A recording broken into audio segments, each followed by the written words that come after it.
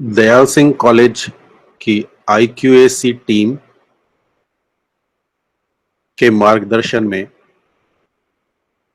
Team OBE द्वारा आयोजित इस वर्चुअल ओरिएंटेशन प्रोग्राम में, जो कि ओपन बुक एग्जामिनेशन आपके मार्च अप्रैल 2021 में प्रस्तावित हैं, उसमें सम्मिलित सभी अभ्यर्थियों का स्वागत है।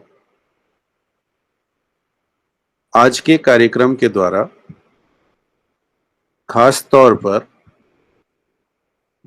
सत्र 2020-2021 में प्रवेश लिए गए विद्यार्थियों को, जिनका सेमेस्टर प्रथम की परीक्षा ओपन बुक एग्जामिनेशन मोड में प्रस्तावित है, उनके मन में जो संशय हैं, जो उनको जानकारी को लेकर थोड़ा सा अभाव महसूस हो रहा है, उस संकल्प के साथ मार्गदर्शन हेतु जो उपलब्ध जानकारियां हैं उनको आपके सामने प्रस्तुत करने के लिए टीम OBE आपके लिए लेकर आई है वर्चुअल ओरिएंटेशन प्रोग्राम।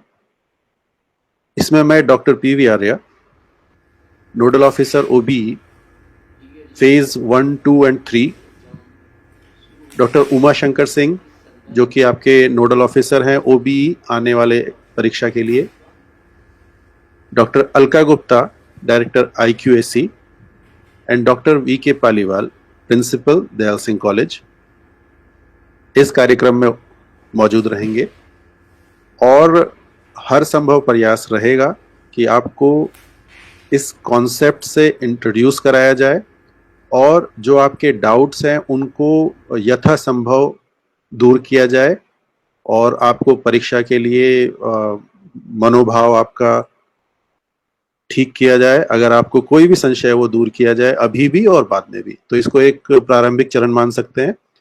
तो इसी क्रम में मैं पुनः आपका स्वागत करता हूं। ये पूरा कार्यक्रम कोशिश ये रहेगी, क्योंकि हमारे पास दोनों भाषाओं की आवश्यकता महसूस की गई है छात्रों ने जिन्होंने रजिस्ट्रेशन किया है, तो कोशिश ये की जाएगी कि ये कार्यक्रम बाइलिंगुअल रहे। तो पहले मैं हिंदी का प्रयोग करूंगा और उसके बाद उन्हीं बातों को इंग्लिश के माध्यम से भी आपके सामने रखने का प्रयास करूंगा।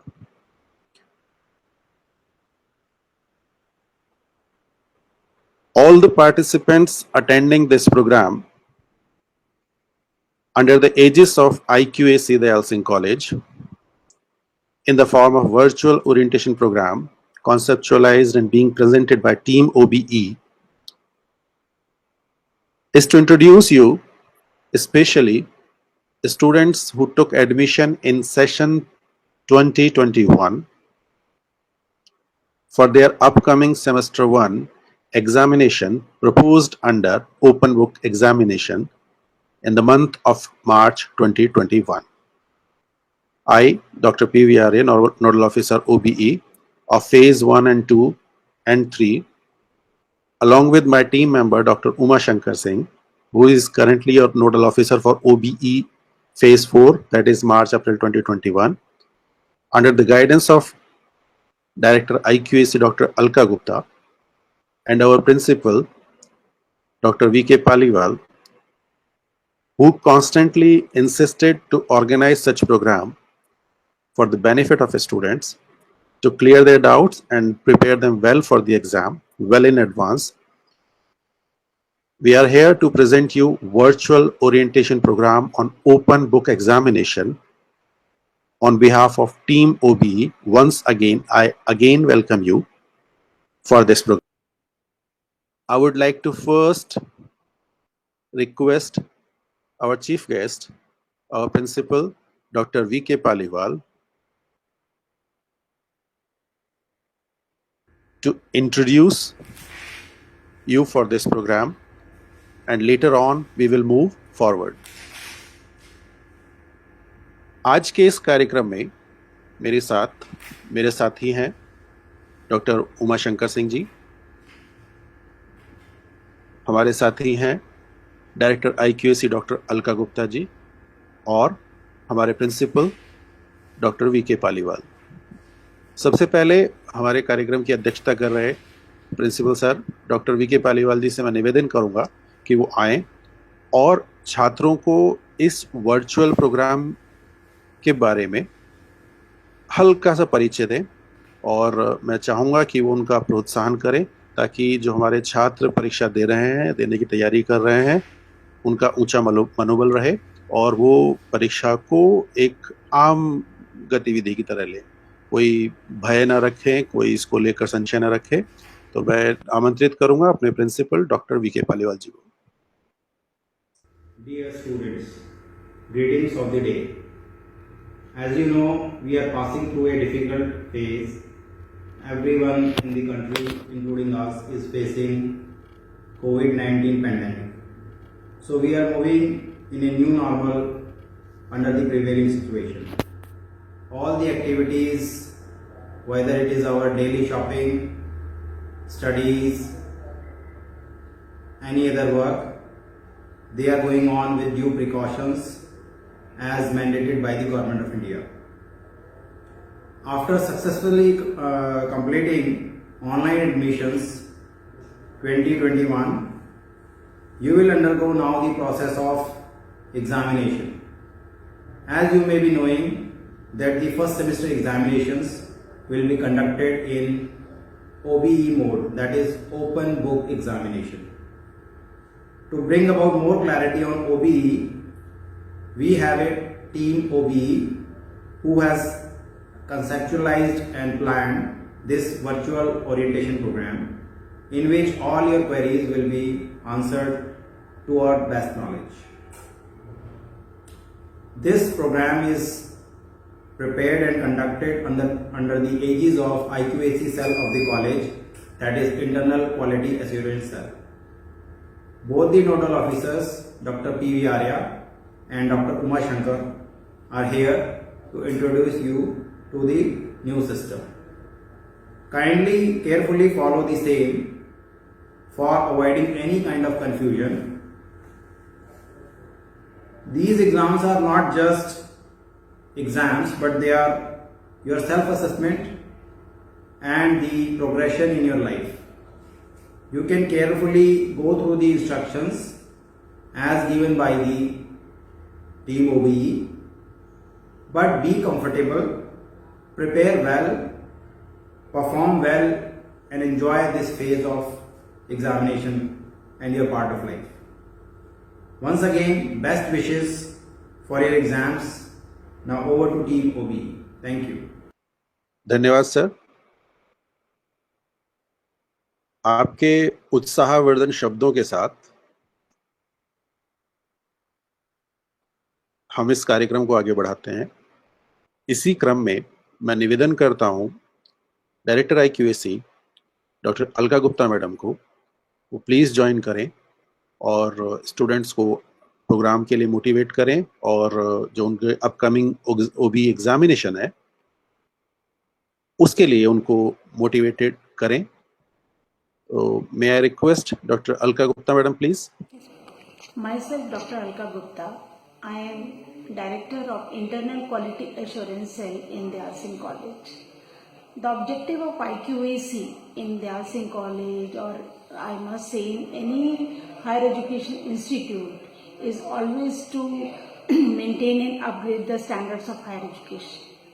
Same thing we are going to follow in this upcoming open book examination of the university for this current academic year. इसमें मैंने वेलकम नहीं बोला ना। Thanks, madam, for your kind words.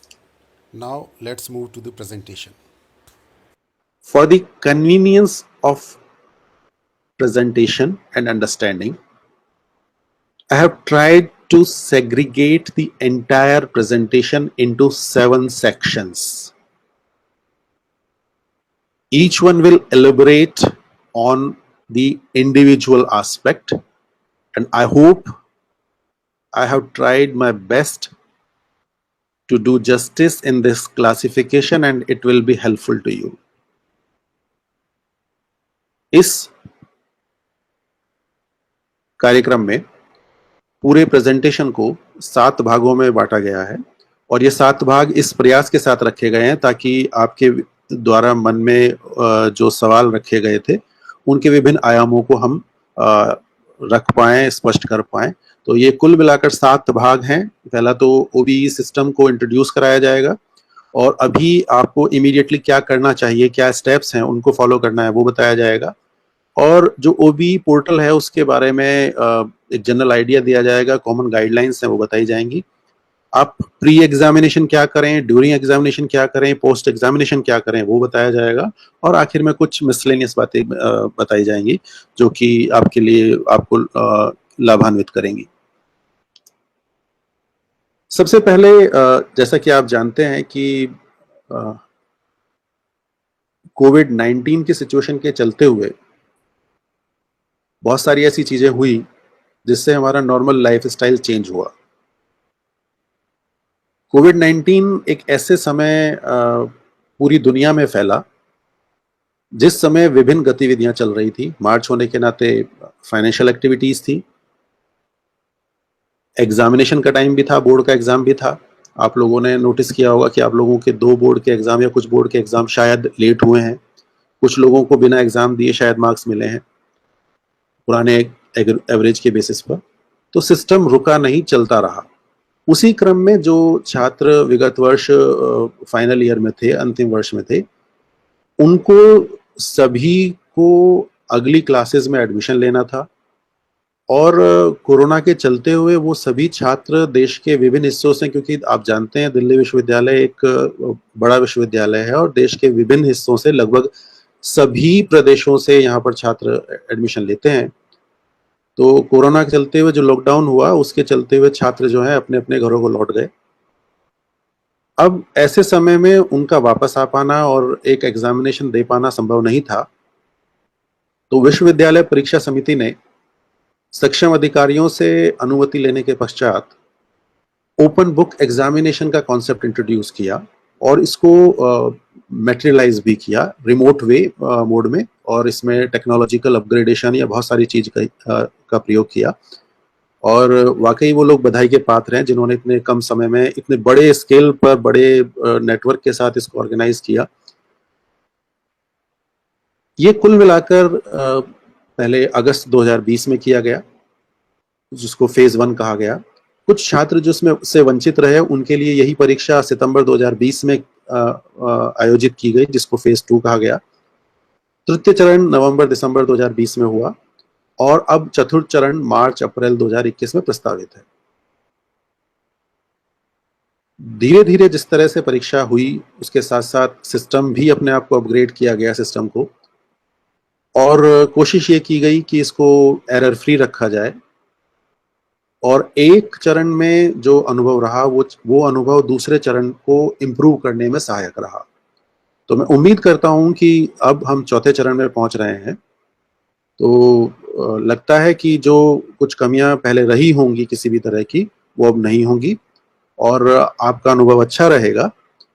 उसी के साथ हम इसको इसी स्पिरिट में लें कि ये एक मुसीबत के काल में आयोजित किया गया कार्यक्रम है और इस कार्यक्रम में हम अपने लेवल पर अपनी परेशानी को दूर करने के लिए जितनी कोशिश कर सकते हैं उतना ही अच्छा हो सकता है।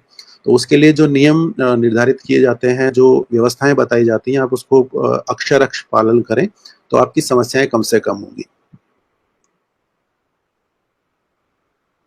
As far as the introduction to OBE examination is concerned, it is planned and organized to address the prevailing situation of COVID-19 when students across the country were supposed to appear for their final year exam and there was no possibility for them to return back to Delhi University or Delhi. So with the permission of competent authorities, this robust system of open book examination using available technologies across India was planned by the examination branch, and it has successfully completed first 3 phases, and now we are venturing into the phase 4, and each phase gives the opportunity to improve, adapt and rectify the prevailing errors in the previous system. I hope you will be benefited with this system as well. You will follow all the instructions and face minimum difficulty, and hopefully enjoy the system as well.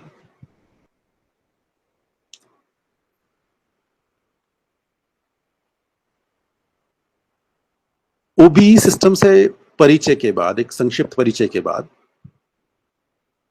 मैं सबसे पहले आपको बताना चाहूंगा कि अभी आपको immediately क्या करना है। आप सभी ने अपने परीक्षा के फॉर्म भर दिए होंगे और परीक्षा के फॉर्म भरने के साथ ही आपको यूनिवर्सिटी की वेबसाइट पर कुछ नोटिसेस अवेलेबल रहते हैं, उनको फॉलो करना चाहिए। तो ये नोटिस है 5 मार्च 2021 का। हो सकता है इसकी प्रति यहाँ पर आपको साफ नहीं दिखाई दे रही हो, लेकिन ये नोटिस ओरिजिनली यूनिवर्सिटी की वेबसाइट पर अवेलेबल है, आप वहां से देख सकते हैं। इसमें एक लिंक मेंशन किया है, इस लोकेशन पर ये लिंक मेंशन किया है। ये लिंक अपकमिंग स्लाइड्स में आपको यहाँ फुटर में दिखाई देगा।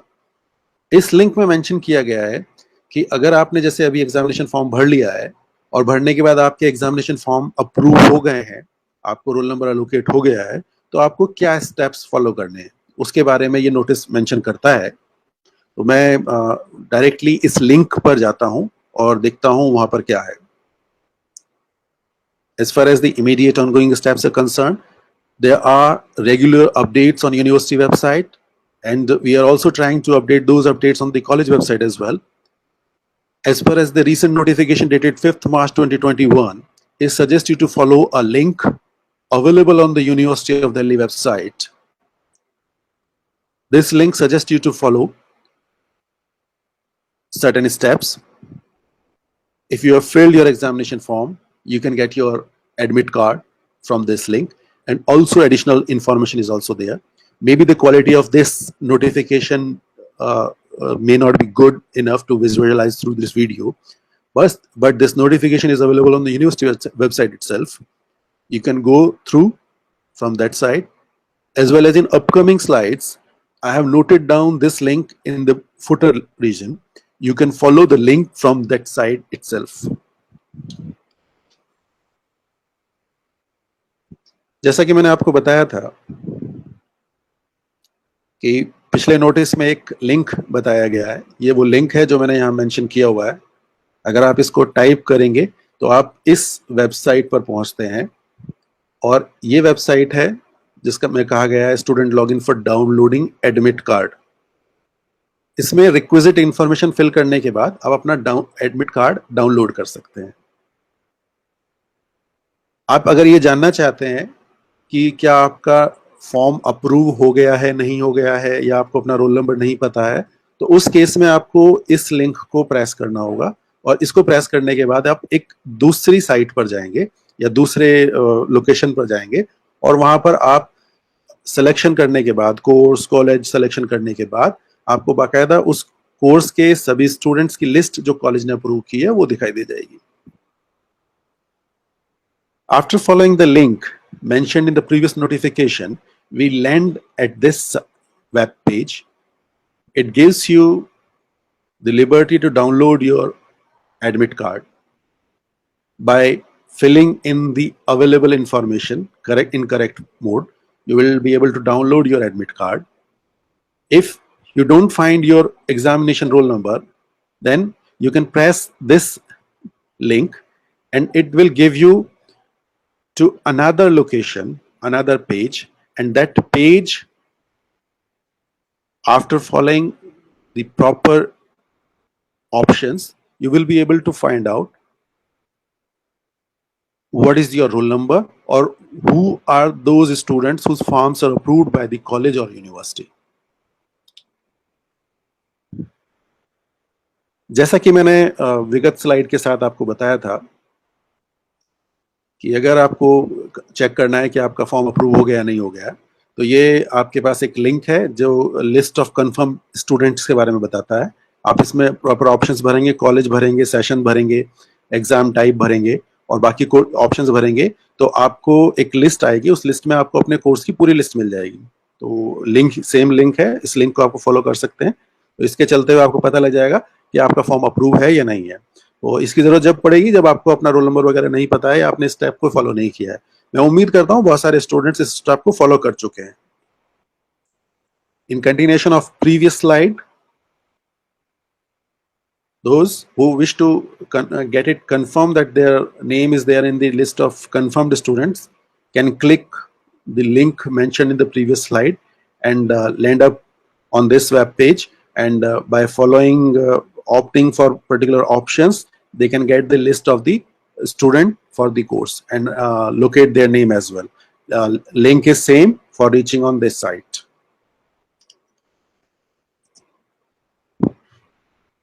अब हम आते हैं कि ओबी पोर्टल है कैसा, दिखता कैसे है, चलता कैसे है। जो मैं अभी आपको स्क्रीन दिखा रहा हूं, ये स्क्रीन जो हमारा फेज 3 तक जो पोर्टल यूज किया गया है उसका स्क्रीनशॉट है। ये आपको चेक करना पड़ेगा अभी करेंटली अवेलेबल है या रनिंग कंडीशन में है या नहीं है। तो आप you can keep on checking, और ये आपको स्क्रीन पर प्रॉपर लिंक दिखाई दे रहा है जहां पर से मैंने स्क्रीनशॉट लिया है।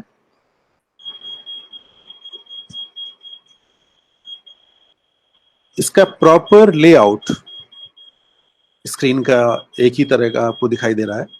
और मैं दोबारा आपको बताना चाहूंगा, ध्यान दिलाना चाहूंगा कि होता यह है कि हम कई बार इग्नोर करते हैं चीजों को और वो इग्नोरेंस हमें नुकसान देती है। आपके पास इस जगह पर अपनी एंट्रीज ऑप्शन करने के बाद लॉगिन करने का ऑप्शन तो है ही है, लेकिन आपके लेफ्ट साइड में भी कुछ इंस्ट्रक्शंस हैं और ये इंस्ट्रक्शंस बहुत इंपॉर्टेंट इंस्ट्रक्शंस हैं। ये इंस्ट्रक्शंस आपको पढ़नी चाहिए और फॉलो करनी चाहिए। अगर आप इनको नहीं पढ़ते हैं तो आपके लिए समस्याएं इकट्ठी होती हैं और वो समस्याएं फिर आपको रिजल्ट, परीक्षा और विभिन्न स्तरों पर होती हैं। तो मैं उम्मीद करता हूं कि आप जब भी किसी साइट पर लॉगिन करने की कोशिश करेंगे तो जो इंस्ट्रक्शंस आपके लिए दी गई हैं उन इंस्ट्रक्शंस को आप प्रॉपर्ली पढ़ेंगे। This is a general idea about the OBE portal with common guidelines. You can follow this link for login or any other updated link that university notifies to you for logging into the OBE portal. This is the screenshot for the phase 3rd OBE portal, which gives you exact this layout. This is the layout for entering your details, login ID or signing purpose, or your password. You can use this one for new registration. And at the same time, on left side, there are step-wise guideline, step process to be followed for registration. And I suggest, insist, and instruct, guide you to go by these guidelines if you wish to avoid any problem. If you skip this, definitely you are inviting problems for yourself.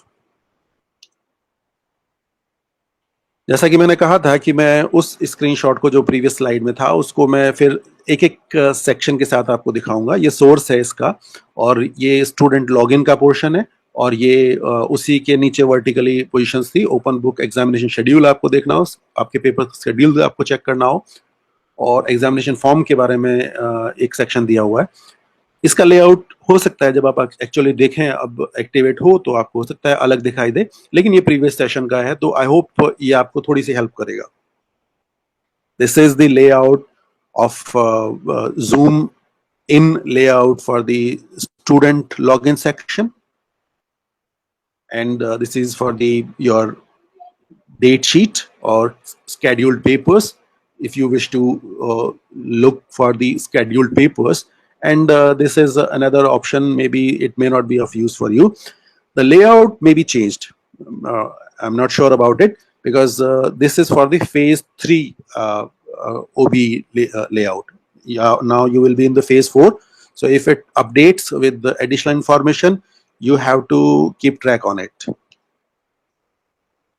जैसा कि मैंने कहा था कि आपके उस page पर left side में इंस्ट्रक्शंस दी हुई हैं, और अगर उसको वर्टिकली स्क्रॉल करेंगे आप, तो कुल मिलाकर आपकी 1, 2, 3, 4, 5, 6 इंस्ट्रक्शंस हैं और जनरल गाइडलाइंस हैं। तो मैं इनको इंडिविजुअली टेकअप करूंगा, और ये आपको ध्यान से देखनी चाहिए। कुछ स्पेसिफिकली रेड कलर में है, तो वो आपका स्पेशल अटेंशन चाहती हैं कि आप उसको देखें। This is the layout for the step-by-step guide for using DU portal for open book examination. As I mentioned on the previous slide, there are total step 1, 2, 3, 4, 5, 6 in the entire process. I will elaborate each and every step, including the general guidelines.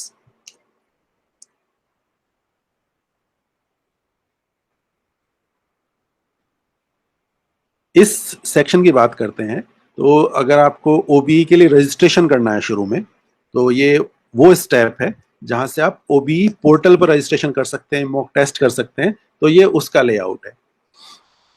जैसे आपके लिए था ना, new registration का option use करेंगे, तो आप यहाँ से स्टार्ट कर सकते हैं न्यू रजिस्ट्रेशन के लिए। तो जब ये ऑप्शन आपके लिए अवेलेबल होगा, एक्टिवेट होगा, तो आप इसको यूज कर सकते हैं और रजिस्ट्रेशन कर सकते हैं, मॉक टेस्ट वगैरह कर सकते हैं। तो ये फीचर उसके लिए। This is the layout for new registration. Once it is activated, you can register for this OBE portal, and you can attempt the mock test as well. I hope this will be beneficial to you. You can try all the steps, including uploading your answer sheet, and get familiarized with the process.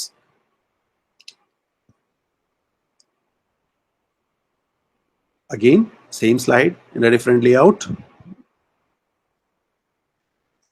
Now move to the step-by-step guide for using the DU portal for open book examination. मैं दोबारा कह रहा हूँ कि ये current layout जो आपका phase 3 का है उसका लिंक है। हो सकता है अब अपडेट हो जाए तो लिंक चेंज हो जाए, बट आप इसको फॉलो कर सकते हैं, and you can remain updated. Again कहूंगा कि DU की वेबसाइट, कॉलेज की वेबसाइट आप देखते रहें, तो इसमें आपको अपडेटेड इन्फॉर्मेशन मिलती रही है। प्रायोरिटी आपको DU की साइट देखनी है, उससे आपको इन्फॉर्मेशन मिल सकती है। अफवाहों पर ध्यान मत दें। जो भी इंफॉर्मेशन होगी यूनिवर्सिटी की वेबसाइट पर सबसे पहले आएगी, या कॉलेज की वेबसाइट। ये दो वेबसाइट हैं जो ऑथेंटिक सोर्स ऑफ इंफॉर्मेशन है, बाकी सब अफवाह का कारण हो सकता है। Now I will be moving to step-by-step guide for using DU portal for OBE examination instructions. Keep visiting DU website, college website for updated information. Any other source of information may not be reliable, so I suggest you to abide by the instruction and following the university website and college website only. The first step, one-time self-registration to DU portal. ये पहला चरण है जिसमें आपको one time DU portal पर OBE के लिए registration करना होगा। In addition to OBE examination आपने फिल कर दिया, उसके बाद आप इस पोर्टल पर रजिस्ट्रेशन करने के पश्चात आप अपनी बेसिक डिटेल्स भरेंगे, लाइक नाम, एनरोलमेंट नंबर, ये ऑप्शनल है, program name, date of birth, examination roll number, registered email ID and phone number. कोशिश करके अपनी ईमेल आईडी और फोन नंबर प्रॉपर्ली भरिएगा, अदरवाइज परेशानी आपकी होगी और आप सबको परेशान करेंगे। क्योंकि आप जो है कई बार वो पूरी ईमेल आईडी लिखने की गलती करते हैं। ईमेल आईडी आपके किसी रिश्तेदार की होती है, फिर आप ढूंढते फिरते हैं कि मैंने तो उसकी ईमेल आईडी दी थी। तो इस स्टेप को केयरफुली ध्यान दें, और एग्जामिनेशन के दौरान ईमेल खोने और फोन खोने से बचें। जहां तक हो सके इनको संभाल के रखें, अदरवाइज कुछ विचित्र प्रकार की परेशानियां होती हैं जिसके लिए आप खुद परेशान होंगे। जब आप डिटेल्स फिल कर देंगे तो आपके पास पासवर्ड, आपकी रजिस्टर्ड ईमेल आईडी और मोबाइल पर आएगा, और ये जो फर्स्ट टाइम पासवर्ड आएगा आप इसको चेंज कर सकते हैं। आप इसके बाद मॉक टेस्ट को लोकेट करके उसको प्रोसेस कर सकते हैं। As far as the first step is concerned, it is to register on the DU portal, and for registration purpose you need to fill in some basic details like name, enrollment number, program name, date of birth, examination roll number, registered email ID or mobile number.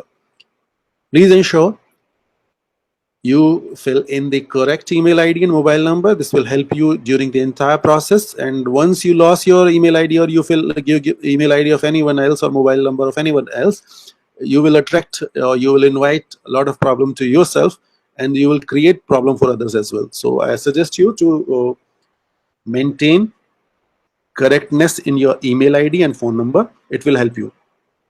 You will receive password from the university on the registered email ID and mobile number. With that, you can log into the portal and try to locate the mock test and try them. पहला step होने के पश्चात अब आता है कि जो आपका फाइनल एग्जामिनेशन होगा उस दिन आपको क्या करना है.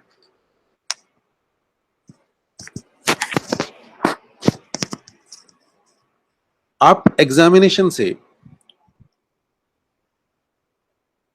30 मिनट पहले, आधे घंटे पहले अपने एग्जामिनेशन रोल नंबर और पासवर्ड के माध्यम से लॉगिन कर सकते हैं.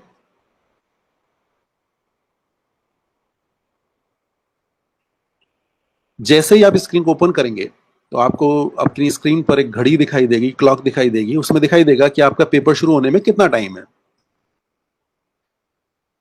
जो इंस्ट्रक्शंस वहां पर होंगी आप उनको पढ़ लीजिएगा. और जब टाइम शुरू होगा तो आप पेपर डाउनलोड करेंगे तो आपका टाइम शुरू हो जाएगा कि आपके पास कितना टाइम बचता है. और ध्यान दीजिएगा कि ये पेपर आपका इस बात पर डिपेंड करता है कि आपने एग्जामिनेशन फॉर्म में क्या फिल किया था. तो मैं दोबारा कहता हूं कि आपको अपने पेपर कोड ध्यान रखने चाहिए, आपने क्या फिल किया है. तो जो पेपर कोड आपने सही भरा होगा तो डेफिनेटली आपके पास सही पेपर सही डेट शीट के साथ आएगा. इसके लिए परेशान होने की जरूरत नहीं पड़ेगी. आप इस क्वेश्चन पेपर को डाउनलोड कर सकते हैं, डेस्कटॉप पर, लैपटॉप पर, फोन पर डाउनलोड कर सकते हैं. प्रिंट आउट लेना चाहें प्रिंट आउट ले सकते हैं. मैं चाहूंगा कि आप इसको सेव करके रखें अपने पेपर को डेट के साथ कि किस डेट का किस सेशन का पेपर है. और उसके बाद आपको अगर किसी भी तरह की पेपर डाउनलोड करने में कोई प्रॉब्लम आ रही है, पैनिक नहीं होना है. तो आप अपने कॉलेज के नोडल ऑफिसर्स को कांटेक्ट कर सकते हैं through the contact details available है. तो हम कोशिश करेंगे आपको ईमेल के माध्यम से पहुंचाने की, लेकिन ऐसी समस्याएं कम से कम होती हैं अगर आपने अपनी डिटेल्स की एंट्री सही की है. हो सकता है कई बार पेपर शुरू होने में थोड़ा देर हो सकती है किसी वजह से, लेकिन पैनिक होने की जरूरत नहीं है. सभी स्टूडेंट्स का पेपर टाइमली शुरू हो जाता है, इसमें कोई परेशानी की बात नहीं होती है. मल्टीपल मोड्स ऑफ कम्युनिकेशन ना करें. पता लगा आप सब जगह ढूंढ रहे हैं, व्हाट्सएप, फोन नंबर सब जगह ढूंढने की कोशिश कर रहे हैं, तो उसे कांस्टेंट करने की कोशिश करें. और जैसे कि आपको कॉन्टैक्ट डिटेल्स दी हैं आप उनको फॉलो कर सकते हैं. As far as the date of examination, final OB examination is concerned, you can log in 30 minutes prior to the examination using your university roll number and the password on the portal. Once you log in, you will see the clock ticking on the window. It will display the time to appear of the examination paper. Once time is right, you will get the question paper. You can download it. Meantime, you can read the instructions carefully in detail. Then you can download the question paper on your desktop, laptop, or mobile phone. You can take a print out if you require. And I suggest you to keep this question paper safe for future reference or use as well if you like so. In case your paper is not appear on your screen, you can contact to the nodal officer on this given email ID with proper details like your name, course, enrollment number, and we will try to update you with the question paper. But this problem may not be there if you are opting for, you have done all the careful examination form filling and all the details are correct. You will not face this problem. So any new problem is because of some mistake that you have done in the past. So try to avoid the mistake. You will not face any problem and you will not create any problem for anyone. जहां तक time देखने की बात है तो उसके लिए मैं आपको सजेस्ट करूंगा आप अपने पास एक घड़ी रख सकते हैं. हालांकि आपका जो पोर्टल पर लॉगिन होगा उसमें भी आपको स्क्रीन में दिखाई देगा, टाइम दिखाई देगा, उसमें आपका टिक हो रहा होगा. तो आपको इस परीक्षा के लिए कुल मिलाकर 4 घंटे का समय होगा, जिनमें से 3 घंटे परीक्षा के लिए हैं और चौथा घंटा आपको IT रिलेटेड एक्टिविटीज के लिए, लाइक क्वेश्चन पेपर डाउनलोड करने के लिए और आंसर शीट अपलोड करने के लिए जो आपको टाइम दिया गया है. यहाँ हालांकि additional 60 minutes for late submission दिया गया है. तो ये अभी इस सिस्टम में होता है या नहीं, मैं इस बारे में अभी नहीं बता सकता. जहाँ तक जो हमारे स्टूडेंट्स दिव्यांग कैटेगरी के हैं, PWBD कैटेगरी के हैं, उनके लिए परीक्षा का समय 6 घंटे का है और जिसमें उनको आंसर देने के लिए 4 घंटे का टाइम है और 2 घंटे का समय जो है उनके पास डाउनलोडिंग, अपलोडिंग, स्कैनिंग और एटसेट्रा के लिए है. और अगर वो इन 6 घंटे में भी नहीं कर पाते तो एडिशनल 60 मिनट्स हैं फॉर लेट सबमिशन. ये पिछले फेज 3 तक की इंस्ट्रक्शन है, तो करंट अपडेटेड इन्फॉर्मेशन को आप देखिएगा, तो मैं वही सजेस्ट करूंगा कि अपडेटेड इन्फॉर्मेशन भी आप देख लें। ध्यान दीजिएगा, जैसे ही आपका पेपर डाउनलोड हो जाएगा तो आपके पास वो टाइम शुरू हो जाएगा 4 घंटे का, और जो दिव्यांग कैटेगरी के स्टूडेंट्स हैं उनके लिए ये 6 घंटे का समय होगा। किसी भी वजह से अगर जो 4 घंटे और 6 घंटे के टाइम में आपका आंसर अपलोड नहीं हो पाता है, तो आपके पास एडिशनल टाइम दिया गया था फेज 3 में 60 मिनट्स का, लेकिन उन स्टूडेंट्स के लिए एक अलग से कमेटी है, बताई गई है, जो शायद उनको स्क्रूटनी करेगी कि उनको क्या टाइम लगा, क्या इंटेंशनल था या क्या था, वो कमेटी का प्रेरोगेटिव है, उसमें नहीं कुछ भी बोलेंगे। आपको अपने रिकॉर्ड्स सेव करके रखने हैं कि आपने टाइमली सबमिट कर दिया है, ईमेल से किया है, नहीं किया है। तो अगर आप लेट सबमिट होता है तो लेट सबमिट करने के लिए पहले नोडल ऑफिसर को सबमिट करने का ऑप्शन था थ्रू ईमेल। करंट में क्या प्रोविजन होता है इसको आपको देखना होगा, अभी वेट करिएगा, उसके बारे में इंस्ट्रक्शंस आती हैं। हालांकि वो सारे सबमिशंस पोर्टल पर ही अलाउड थे, तो इन इंस्ट्रक्शंस को आपको अपडेटेड इन्फॉर्मेशन देखनी होगी। साफ साफ लिखा हुआ भी है, अगर आप टाइमली सबमिट नहीं कर सकते अंडर एक्सट्रीम सिचुएशन ओनली, तो आप ईमेल से भेजेंगे, अल्टरनेट मीडियम दिया है जो भी उसको दिया है देंगे, लेकिन आपके रिजल्ट्स जो है वो वेरिफिकेशन के बाद ही होगा, वो टाइम लगेगा।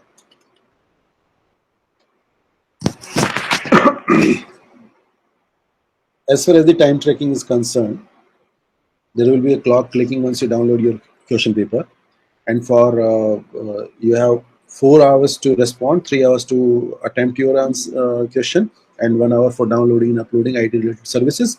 You need to scan your answers and upload on the portal on the respective against the respective questions. Additional 60 minutes may be given for late submission, and due to technical reason this facility was given in the previous session. You keep track on updating information on the university portal itself. For Divyang and PWBD category students, the time duration is 6 hours, 4 hours for attempting and 2 hours for IT related activities, downloading the question paper, scanning and uploading the answer sheets. Additional 60 minutes for the late submission. Please be careful. Remember again, 4 hours, total 4 hours duration, which includes 3 hours for attempting and 1 hour for uploading. And for Divyang, it is 6 hours, 4 hours for attempting and 2 hours for uploading or IT related activities. In case you fail to submit during this time, there is additional time, but this additional time submission will be subject to scrutiny.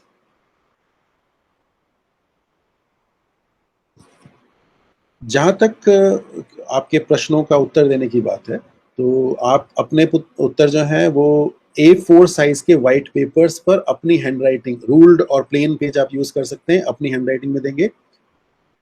आपके answer black और blue pen से लिखे हो सकते हैं।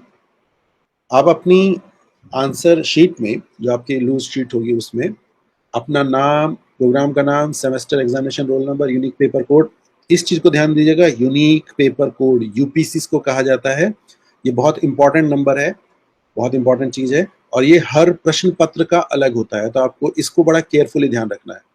और ये information जो आपका एग्जामिनेशन रोल नंबर है और यूनिक रोल नंबर है, आपकी हैंडराइटिंग कितनी भी अच्छी हो, तो ध्यान रखिएगा कि ये चीजें इस तरह से लिखी जाए कि इसे पढ़ने वाला पढ़ भी पाए। Paper title, date of examination and date and time of examination, because on the same day there are 2 examinations, so please ensure this on the first sheet for answers. पहली शीट पर ये इंफॉर्मेशन होनी चाहिए, ध्यान दीजिएगा। और students जो है हर आंसर के लिए अलग अलग शीट यूज करेंगे, ठीक है। यानी कि अगर आपको 3 प्रश्नों का उत्तर देना है या 4 प्रश्नों का उत्तर देना है, तो आपके पास 4 कवर पेज बनेंगे इस तरह के, जिसमें ये इंफॉर्मेशन होगी, और हर पेज पर आपको पेज नंबर डालना होगा, लाइक पेज नंबर 1, 2, 3, 4। इससे अगली स्लाइड में मैंने कोशिश की है कि ये जो इंफॉर्मेशन है मैं आपको अलग से क्लियरली दूं, ताकि आप उसको फॉलो करें। दोबारा कह रहा हूं, ये पेज बहुत इंपॉर्टेंट है, और ये आप प्रश्न शुरू होने से पहले या प्रश्न आपका जो परीक्षा है वो शुरू होने से पहले बना के रख सकते हैं, इसमें कोई दिक्कत नहीं है, तो ये आपके लिए अच्छा रहेगा, सहूलियत वाला रहेगा। जैसा कि मैं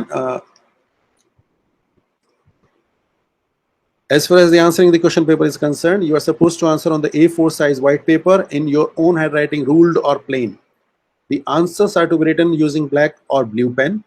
Students will write specific information like their name, program name, semester examination roll number, unique paper code. Unique paper code is a unique feature. It is unique for each paper. So you should be very careful on the examination roll number and unique paper code, and try to be very legible so that anyone can read this information in clear format. Paper title, date and time of examination should be on the first sheet used for the answers. Each answer to be uploaded on the separate section or separate place. So you need to have as much as cover page with this information as much answers are to be given. For suppose you are supposed to give 4 answers or 3 answers. So if you are supposed to give 3 answers, you should have 3 cover page with this, and ensure your entire answer should be paginated. Pagination should be there with each other.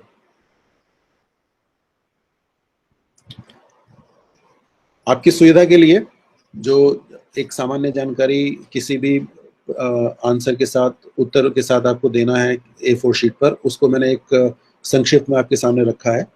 आप इसको sample के तौर पे भी consider कर सकते हैं. ये परीक्षा शुरू होने से पहले आप बना सकते हैं, कोई इसमें मुश्किल बात नहीं है, क्योंकि अधिकतर जानकारी आपके पास पहले उपलब्ध है.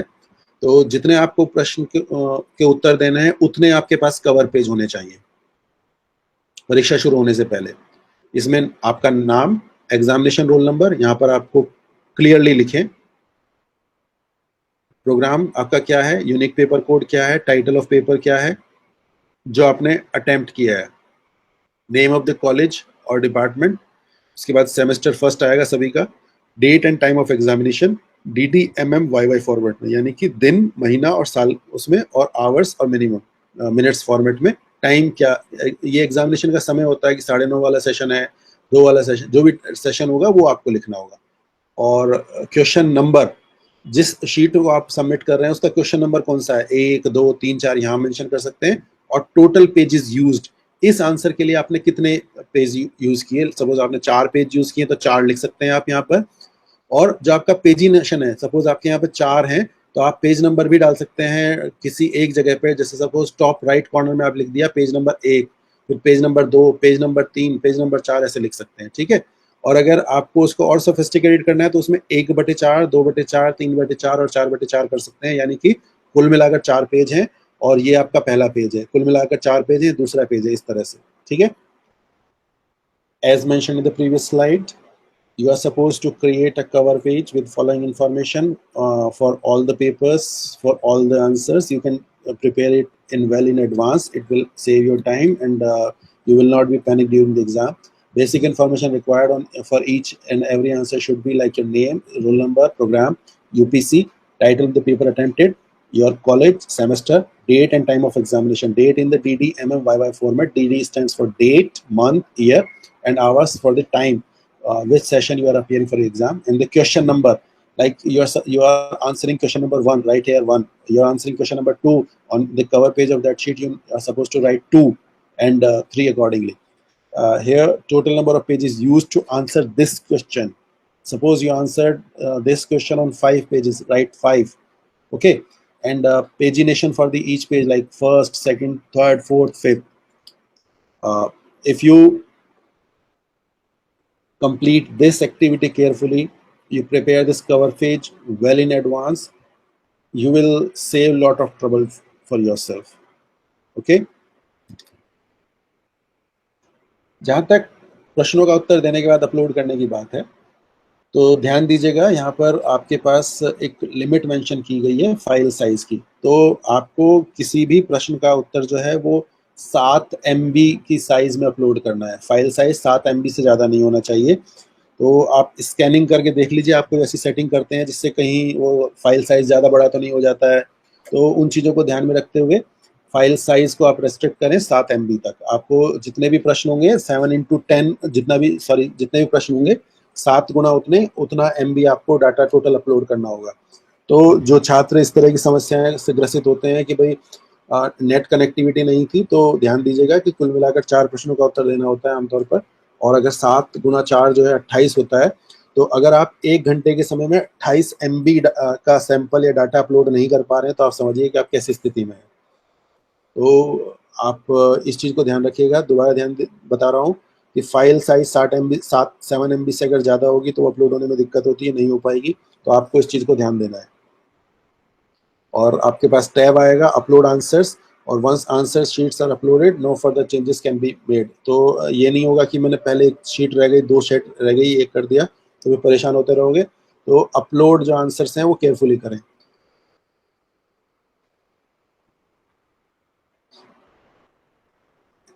आपको दोबारा ड्यूरेशन 4 और 6 घंटे की इसमें ड्यूरेशन मेंशन की गई है, उसको आपको फॉलो करना है। और जब आपने एक बार सबमिट करने के बाद लॉग आउट कर दिया, तो फिर आप उसके बाद कोई चेंज नहीं कर सकते अपने अपलोडेड आंसर्स में, ठीक है। और additional 60 minutes for late submission है। साथ साथ सबसे इंपॉर्टेंट चीज, student shall be required to submit a declaration regarding UFM through the button provided in the portal before uploading the scanned images of answer scripts। UFM का मतलब होता है unfaired means। देखिए यहाँ पर ये चीज ध्यान देने वाली बात है कि ये ओपन बुक एग्जामिनेशन है, यानी कि हम आपको ऑब्जर्व नहीं कर रहे हैं, लेकिन फिर भी आपको एक डिक्लेरेशन देना है UFM का, अनफेयर मीन्स का। तो आप कोई भी अनफेयर मीन फॉलो नहीं करेंगे, अगर वो नोटिस में आता है तो अनफेयर मीन जो है वो आपको ट्रबल करेगा, ठीक है। तो आपको you are suppose to give this undertaking as well. As far as the uploading answer sheet is concerned, there is a limit for file size. Each file size should not exceed 7 MB. It means each answer should not exceed the file size of 7 MB. So if you are supposed to answer 4 answers, the total file size of your answers will be 28 MB, and you are supposed to upload around 28 MB of data in that 1 hour duration. So suppose your question paper is of 1 or 2 MB and 28 MB of your answer sheet. So total 30 MB of data will be consumed during the duration of 1 hour.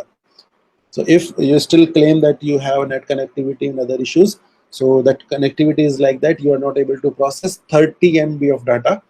So please ensure you are in a place where proper net connectivity is there, net signals are proper. So this is the situation. You can upload your answers, and you are supposed to fill this UFM undertaking also. UFM stands that you are not doing any unfair means practice during the examination. So once you submit, you are not supposed to get any correction or change in your submissions. So please ensure before submitting and before uploading answers, please ensure you have scanned all the pages, all the sheets, because once submitted it is difficult for you to make rectification in that. जहाँ तक answer sheet submission की बात है, ये मैंने पिछले section में आपको बताया, सेम आंसर शीट आपको स्कैन्ड रखनी है, रेस्पेक्टिव क्वेश्चंस अलग अलग होगा, और आपको UFM डिक्लेरेशन भी भरना है कंफर्मेशन के लिए। आपके बाद उसके बाद आप लॉग आउट, सबमिशन के बाद लॉग आउट हो जाएगा। और after successful submission of answer sheet, student will be notified by email, SMS। इसमें कई बार समय लग जाता है, तो पैनिक होने की जरूरत नहीं है। जो भी आप सबमिशंस वगैरह कर रहे हैं उसके स्क्रीनशॉट रखिएगा, आपको रिकॉर्ड के लिए काम आ सकता है। पैनिक होने की इसमें जरूरत नहीं है।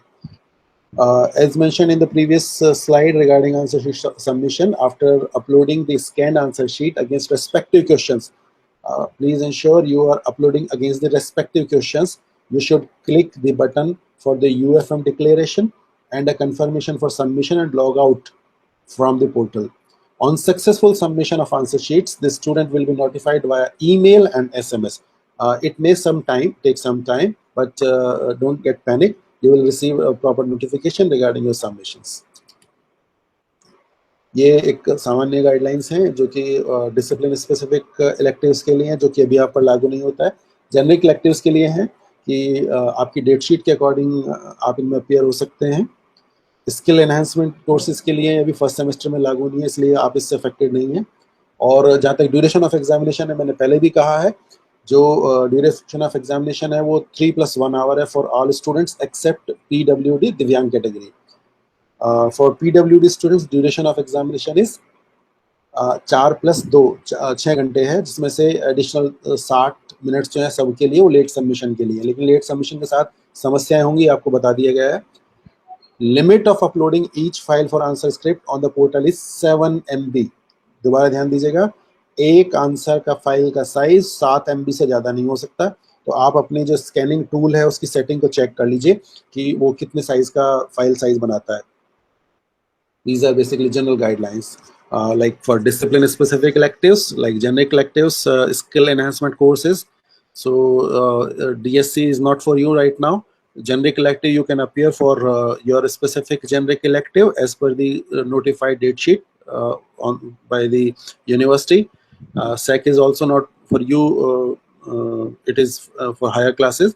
And as I mentioned earlier, the duration of examination is 3 + 1 hour for all the students except PWD Divyang category, and 3 hours for attempting and 1 hour for uploading and downloading or IT related services. For PWD students, the duration is 4 + 2 hours, 4 hours for attempting and 2 hours for IT related services. Additional 60 minutes for late submission. And I mentioned you, these additional or late submission will be subject to scrutiny by the specific committee. And most important, limit of uploading each file for answer scripts on the portal is 7 MB. एक जो आपका उत्तर है वो one answer should not exceed 7 MB. So please ensure your scanning devices, scanning tools, they are scanning files of 7 MB, and you are supposed to scan all the pages in a proper order. And file size, again mentioning the file size should not exceed 7 MB, otherwise you will face difficulty. Each answer should be scanned separately. Now, these are the instruction available on the university website. ये दिल्ली विश्वविद्यालय की site पर उपलब्ध notification है जिसका वो 8 दिसंबर 2020 को notify किया गया था, जिसमें दिव्यांग कैटेगरी के स्टूडेंट्स के लिए स्पेसिफिक इंस्ट्रक्शंस हैं कि उनको अपना जो आंसर है वो थ्रू स्पेसिफिक ईमेल सबमिट करना है, किस तरह सबमिट करना है, PDF फॉर्मेट में करना है। और एक और इसमें इंपॉर्टेंट चीज है, जो विजुअली इम्पेयर्ड स्टूडेंट्स हैं have the option to take the examination by typing on computer and sending the files in PDF format and then sending uploading the answer scripts. ये एक स्पेसिफिक इंस्ट्रक्शन है, आप इस instruction को दिल्ली विश्वविद्यालय की site से देख सकते हैं, जो 8 दिसंबर 2020 का नोटिफिकेशन है स्पेसिफिकली। इसमें और इंस्ट्रक्शंस भी दी हुई हैं जो आपको डाउट है उसके लिए, और इसको लेकर आपके पास इंफॉर्मेशन आ भी सकती है, एडिशनल इंफॉर्मेशन भी आ सकती है। You have got separate email ID to address your queries, and we have also enabling unit in the Dayal Singh College headed by Dr. Nikhil Jain. In case of difficulty, you can contact him. His contact details is available, very much available on the college website itself. जहाँ तक इस notification की बात है, ये दिनांक 8 दिसंबर 2020 को notify किया गया नोटिफिकेशन है, जो कि दिव्यांग और PWD कैटेगरी के छात्रों के लिए विशेष रूप से दिल्ली विश्वविद्यालय द्वारा निर्गत किया गया था। इस के माध्यम से स्पेसिफिक इंस्ट्रक्शंस दी गई हैं दिव्यांग छात्रों के लिए, और उनमें सबसे इम्पोर्टेंट चीज है जो मैं आपके लिए हाईलाइट करना चाहूँगा, जो विजुअली इम्पेयर्ड कैटेगरी के स्टूडेंट्स होंगे उनके लिए वो टाइपिंग के माध्यम से भी अपने उत्तर दे सकते हैं और उसको PDF में कन्वर्ट करके भेज सकते हैं, तो ये ऑप्शन उनके लिए अवेलेबल है। इसके अलावा कॉलेज में एनेबलिंग यूनिट अवेलेबल है, उसके इंचार्ज हैं डॉक्टर निखिल जैन। उनकी डिटेल्स कॉलेज की वेबसाइट पे भी अवेलेबल है, आप उनको कांटेक्ट कर सकते हैं। विश्वविद्यालय की तरफ से भी विशेष व्यवस्थाएं की गई हैं ताकि हमारे जो दिव्यांग श्रेणी के छात्र हैं उनको किसी भी प्रकार की प्रॉब्लम ना हो।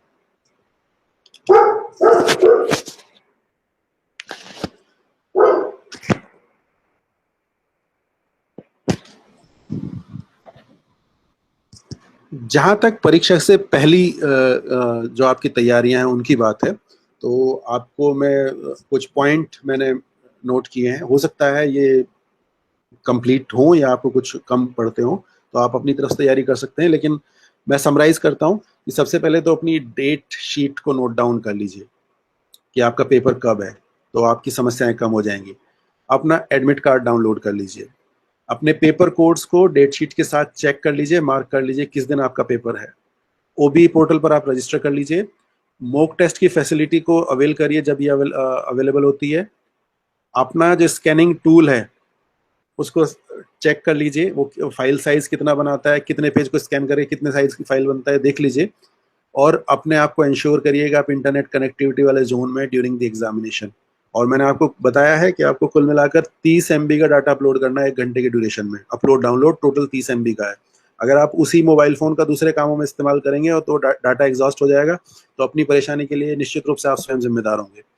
जो A4 शीट है जिसके बारे में मैंने आपको एक फॉर्मेट सजेस्ट किया है, वो पहले ही बना के रख ले तो आपका समय बच जाएगा, आपको सहूलियत रहेगी।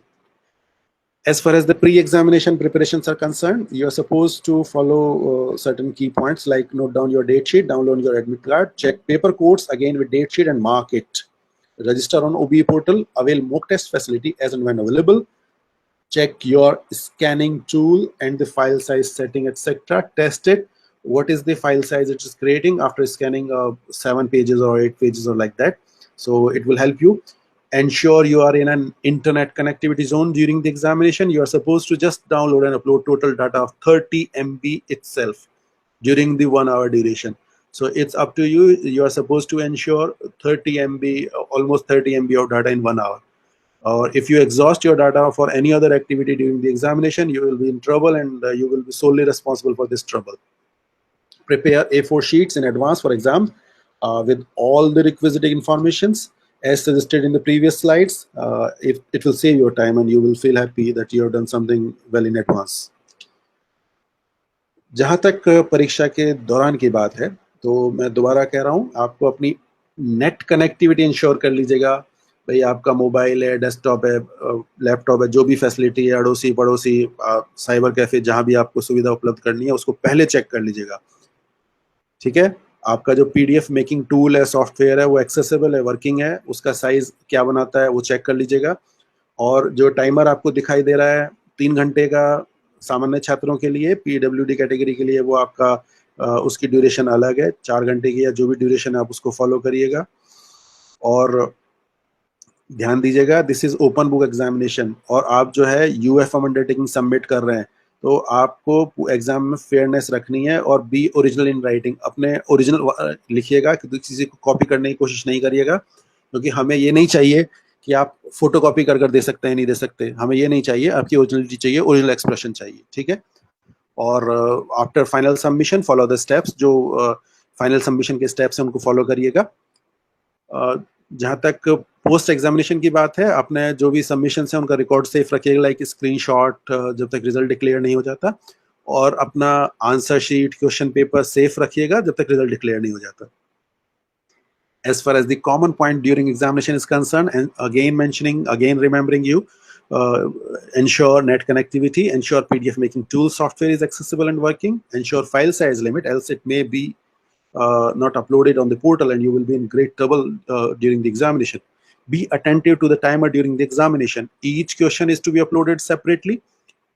This is open book examination and you are submitting UFM undertaking. Unfair means undertaking. Ensure fairness in the exam. Be original in your writings. After submission, final submission, follow the steps as given in the portal. Post examination points are mainly keep the record of submission safe, your screenshot, etc. till final results are declared. Retain record of your answer sheet, what you have submitted, question paper, acknowledgement from the university of your submission, all the screenshot and files safe till the results are declared. ये एक महत्वपूर्ण सूचना है जो हमारे college की website पर 14 अगस्त 2020 से अवेलेबल है। आप अपने कोर्स के हिसाब से, अक्सर बातचीत जब होती है तो आपको बताया जाता है कॉन्टेक्ट योर डीलिंग असिस्टेंट। ठीक है, तो आप फिर सोचते हैं कि वो डीलिंग असिस्टेंट कौन है, कहाँ पर है, तो ये इन्फॉर्मेशन हमारे कॉलेज की वेबसाइट पर अवेलेबल है। और ये 14 अगस्त का नोटिस है। इसमें आपको कोर्स वाइज फर्स्ट स्लॉट में economics, geography, life science, Urdu, Punjabi honours, philosophy और मैथमेटिक्स ऑनर्स के लिए जो आपके डीलिंग असिस्टेंट हैं उनका ईमेल आईडी ये है। B Com program, B Com honours, BA English के लिए जो आपके डीलिंग असिस्टेंट उनका ईमेल आईडी ये है। ध्यान दीजिएगा, rupa1@dsc.du.ac.in एंड radha@dsc.du.ac.in। जहाँ तक BA honours Hindi, history, pol science और BA प्रोग्राम और BA ऑनर्स संस्कृत की बात है, pankaj1@dsc.du.ac.in।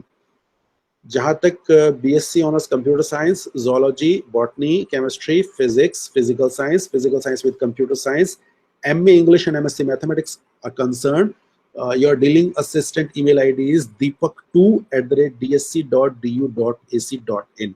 तो ये email ID आपके dealing assistants के हैं, इनको आप contact कर सकते हैं for your grievance or your query, and they do respond in reasonable time. They will attend your queries. एक और चीज, so this is the details of contact details for your dealing assistants available on the college website itself through notice dated 14th August 2020. Each course has got separate dealing assistant at your discretion to attend your queries or your grievances. You like for economics, geography, life science, Urdu, Punjabi, philosophy, and mathematics.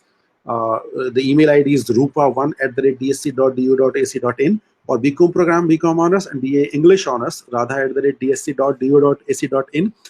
For Hindi honors, history, pol science, BA honors Sanskrit, and BA program, it is pankaj1@dsc.du.ac.in.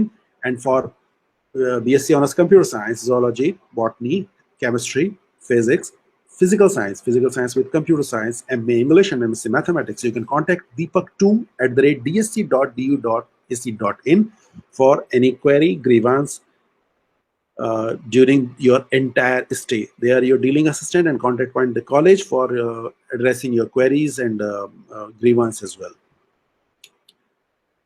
ये सबसे महत्वपूर्ण बात है, ये जो आखिरी में slide I है मिसलेनियस, उसमें ये सबसे महत्वपूर्ण है।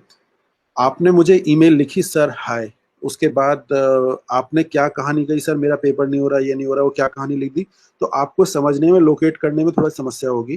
तो उससे बचने के लिए बी स्पेसिफिक। आपकी जो ईमेल आईडी है उसमें सब्जेक्ट में email ID must consist your roll number, unique paper code, date of examination, ताकि हमें पता लग जाए कि आपकी समस्या कहाँ से शुरू होती है। आपकी जो ईमेल आईडी है उसमें बॉडी में होना चाहिए, ये इंफॉर्मेशन होनी चाहिए, आपका नाम क्या है, एग्जामिनेशन रोल नंबर क्या है, नेम ऑफ प्रोग्राम क्या है, यूनिक पेपर कोड क्या है, टाइटल, नेम ऑफ कॉलेज, आप दयाल सिंह कॉलेज होगा, सेमेस्टर और date and time of examination. अगर आप ओबीई से रिलेटेड कोई क्वेरी आ रही है तो आपको एटलीस्ट इसमें से कुछ इन्फॉर्मेशन जो जरूरी है, जो रेलिवेंट है, वो हमारे पास आएगी, तभी हम आपको रिवर्ट बैक कर पाएंगे। तो इस बात के लिए केयरफुल रहे।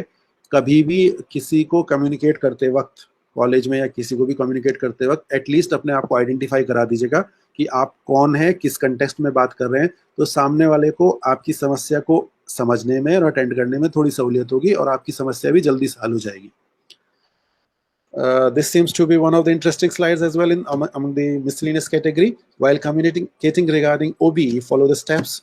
Ensure your email ID must consist in subject line like roll number, unique paper code, and date of examination.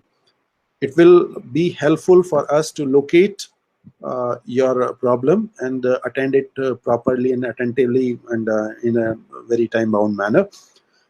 The email body should contain following information like name of a student, examination roll number, name of the program, unique paper code, title of the paper, and name of the college. Of obviously Dayal Singh College for all. Semester will be for you, it should be semester 1, and date and time of examination.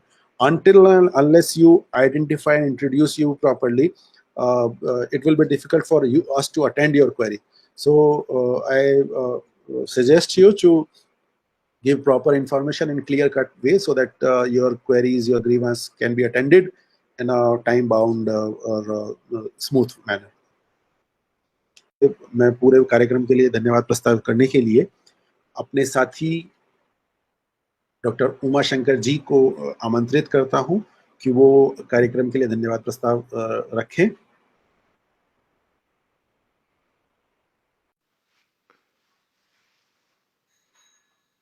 Dear student, OB exam शुरू होने वाला है।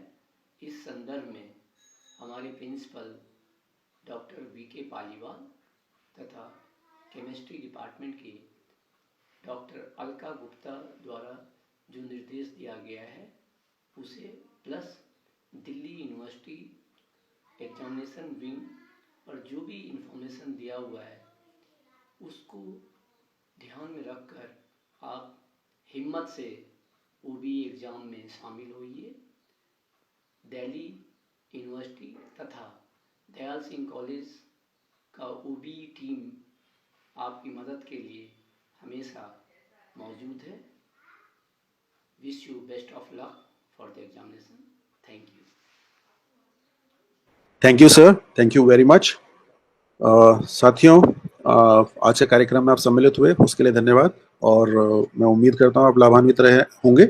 और अगर कोई आपको समस्या होती है तो आपके नए नोडल ऑफिसर हैं डॉक्टर उमा शंकर जी, आप उनको कांटेक्ट कर सकते हैं, और आपके डीलिंग असिस्टेंट की डिटेल्स आपके पास अवेलेबल है। Be careful, be attentive, be safe, prepare your best, perform your best, and enjoy the exams. All the best once again from Team OB. We are signing off. All the best.